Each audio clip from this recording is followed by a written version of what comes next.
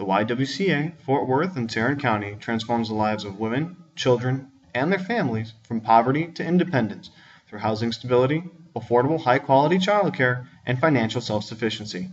If you live in the Tarrant County, Texas area and would like to contact us, please give us a call at 817-332-6191. And for free financial coaching, please email us at moneycoach@ywcafortworth.org.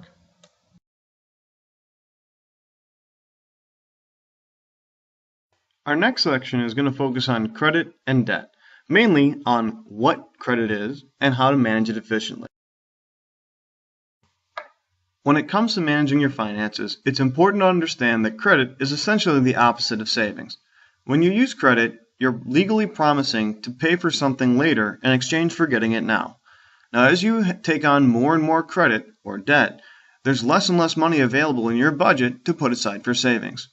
Taking a look at the graphic here, you can see that the more card use you have, the less money you can budget away for savings. And the less card use you have, the less money you have for debt repayment, and more that you can budget towards savings. Before making any purchases using credit, you need to ask yourself a few key questions. First of all, does it fit into your budget? Can you pay cash for it, and can you afford the payments if you need to buy it? Second, is it necessary to buy this item on credit? Is it a need or a want? Third, how will waiting and saving for this item impact the price you pay? You might be surprised to know that even buying the same item as somebody else can have a drastically different price tag associated to it. If you buy on credit, you'll end up paying more in the long run for it. And lastly, how is this purchase going to impact your credit score? We'll talk more about the details of that later so that you'll understand how making purchases on credit can impact your credit score. When it comes to understanding what your credit score is and how it impacts you, you first really need to understand its definition. Typically, your credit score is referred to as your FICO score, and what it measures is your credit worthiness to your creditors. Essentially, are you a good bet to loan money to? There are three major credit reporting companies. Those are Experian, TransUnion, and Equifax. Each year, it is recommended that you get your free credit report from each of these credit reporting agencies. One of the best ways that I've found to do this is to go to annualcreditreport.com.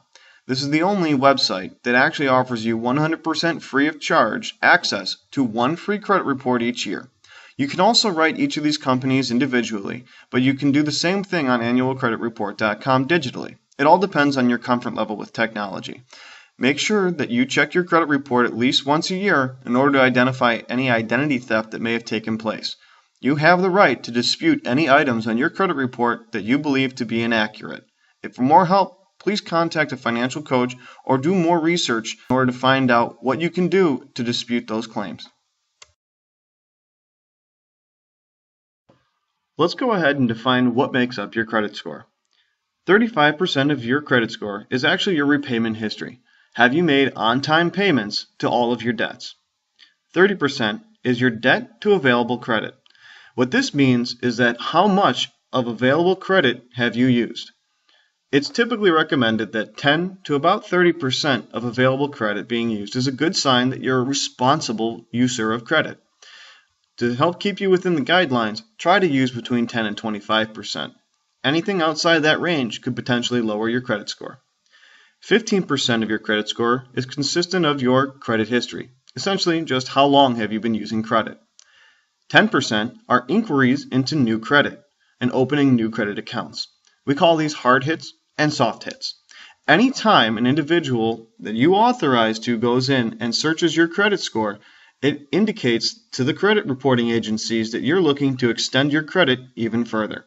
This can essentially lower your score by up to 10%. Another 10% of your credit score is the types of credit that you have in use. Do you have a mortgage, a car loan? Different types of installment and revolving credit will impact, and the more different types you have, the more responsibility is shown in your use of debt. For more information, please look at the source that we've listed below. If you're wondering as to whether or not you have a good credit score, take a look at the chart on this slide. Take a look at the different ranges that there are for good, bad, fair, and excellent credit, and know that the score you have is going to impact the type of interest rate you're able to get when you borrow money. If you want to raise your credit score, think back to the last slide we talked about and the different options you have and what makes up your credit score. Make sure that you work on different areas in order to get that credit score to an area where you want it to be. When it comes to taking out a loan, you want to have a good rule of thumb to abide by and make sure that you don't borrow more than you can afford to pay back. To do this, we talk about the 20-10 rule. 20 refers to never borrowing more than 20% of your yearly net income. So for example, if you made about $400 a month after taxes, your yearly net income would be about $4,800. 20% of that yearly net income is about $960. So you should have less than $960 worth of loan debt. The 10 rule refers to your monthly payments. Your monthly payments should be less than 10% of your monthly net income. And this is really one of the more important items to look at, especially when it comes to budgeting. So if you earn $400 a month after taxes, 10% of your monthly net income is going to be $40. Make sure that regardless of the amount of a loan that you take out is, you never pay more than 10% of your monthly net income. At some point in time, you're probably going to want to get a credit card. It can help you build a good credit history as long as you use it responsibly, so they're really a nice asset to have. When you're shopping around for credit cards, please consider the following. The type of account or name on the card can have a lot to do with its acceptability in different areas, so make sure that you're getting a card that fits to the usage type that you're going to have. Make sure that you check for any types of annual fees they may have and include those in your annual budget. Your annual percentage rate, or APR, is the amount of interest that you're going to have to pay on any of the purchases you make using that card. So make sure that you understand how much money is going to be charged for using that card. Know what the grace period is. A grace period is the length of time that you have to pay off an item that you've used the card to purchase before you charge any interest. You need to understand also your credit limit, the maximum amount of money that you should have extended on that card. Know what the minimum monthly payment is and always pay more than it. Don't fall into the minimum monthly payment trap. Know what kind of late payment fees there are in case you run into some trouble along the way, and make sure that it's not something that's excessively high. Also, consider other features such as miles and points. Sometimes you have to pay for these features and make sure that it's worth it to you before choosing that card. A frightening reality might be that at some point in time you won't be able to pay your bills, whether it be from an emergency or hardship. If this happens, you want to make sure that you take a close look at your budget, try and trim out any expenses, and be realistic about what you can afford. If you can't pay your bills, contact your creditors. Don't make them contact you. When you contact your creditors, tell them why you can't pay, that you intend to pay, and then when and how much you'll be able to pay. This might help you to work out a new payment schedule with your creditor and prevent your debt from falling into default. If possible, continue to make minimum payments on anything that you can until you get back on your feet. But always remember, getting ahead of a problem is better than getting behind it. If things do get really out of control, I want you to know the risks of credit repair. Make sure that you choose a reputable credit repair agency if this is an option that you choose to take. And know that even after the debt's been paid off, that credit repair will stay on your credit report for 10 years. That's right. After you pay off that debt, it will still stay on your report for 10 years. Watch out for credit repair companies that offer for-profit counseling. If they advertise that they can get rid of your report credit history quickly, don't believe it. And know that any credit repair does stay on your report for 10 years after the debt's been paid off. You can do all of these credit repair items on your own if you have the right tools. I recommend that you go to a reputable company or seek out financial coaching at the YWCA for more information on how you can go about creating a good debt repair plan on your own. What I'd like to do now is go ahead and reiterate and bring up some keys to managing debt. First of all, if you are paying a revolving credit item, kind of like a credit card, make sure that you avoid the minimum payment trap. Always try to pay at least a little bit more than the minimum payment so you're paying down principal on that loan rather than interest. Second, don't take out more debt than you can afford to pay off, and that we're talking about installment loans. Remember our 20-10 rule.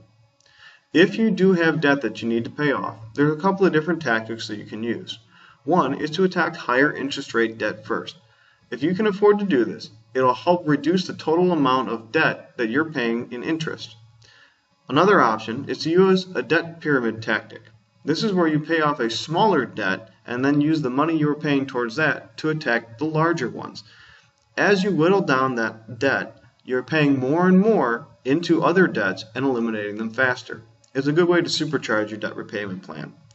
Make sure that you stay ahead of the debt and keep creditors informed. And above all else, avoid payday loans, because these types of loans are usually predatory in nature.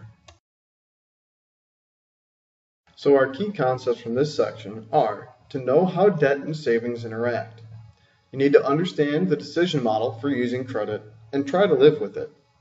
Know what your FICO score is and what it's made of. Understand how to go about getting a free credit report each year from each of the 3 credit reporting bureaus. Know your debt limits. Understand our rule. Be sure to use strategies for paying off debts that we discussed. And also, compare your credit card options. Choose the right one for you.